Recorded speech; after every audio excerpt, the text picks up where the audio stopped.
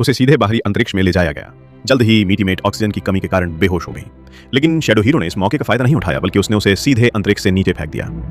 वह सीधी जमीन पर गिरने वाली थी और चटनी बनने ही वाली थी। तभी मीटीमेट की बेहोशी टूटी और वह जाग गई। उसने तुरंत आग की शक्तियां बुला ली और कई बार रेत से टकराने के बाद वो आखिरकार सफलतापूर्वक लैंड कर गई। लेकिन उसे क्या पता था, उसके शरीर में इस वक्त एक बहुत बड़ा बदलाव शुरू हो चुका था। जब वो बुरी हालत में लड़कियों के हॉस्टल में वापस पहुंची तो इनविजिबल गर्ल जल्दी से उसकी हालत जांचने आई, और अगली ही सेकंड में इनविजिबल गर्ल के शरीर से अचानक आग की लपटें निकलने लगी और वो पल भर में जलती हुई हवा में तैरने लगी। मीटीमेट घबरा गई और सब कुछ रोकना चाहती थी, लेकिन अगली ही पल वो खुद अदृश्य हो गई। पूरा दृश्य एकदम अराजकता में बदल गया। फिर सौभाग्य से जब दोनों ने एक दूसरे को दोबारा छुआ तो सब कुछ फिर से सामान्य हो गया। जांच के बाद पता चला कि मीटीमेट और शैडो हीरो के संपर्क में आने से उसके शरीर के अणुओं में लगातार परिवर्तन शुरू हो गए, जिससे मीटीमेट और इनविजिबल गर्ल की शक्तियां आपस में बदल गईं। ये सुनकर स्टोन मैन को भी बहुत मजा आया। जैसे ही उसने मीटीमेट को छुआ वो भी उसकी शक्तियों का मालिक बन गया। लेकिन मीटीमेट को ये कतई पसंद नहीं आया, क्योंकि उसका हैंडसम चेहरा अब उस भद्दे पत्थर जैसे इंसान में बदल गया था। इस बार उसने स्टोन मैन का दर्द अच्छे से महसूस किया। खैर, जल्द ही दोनों ने अपनी शक्तियां वापस बदल ली, लेकिन तभी शैडो हीरो की वापसी के कारण गहरी नींद में सोया हुआ डॉक्टर डूम भी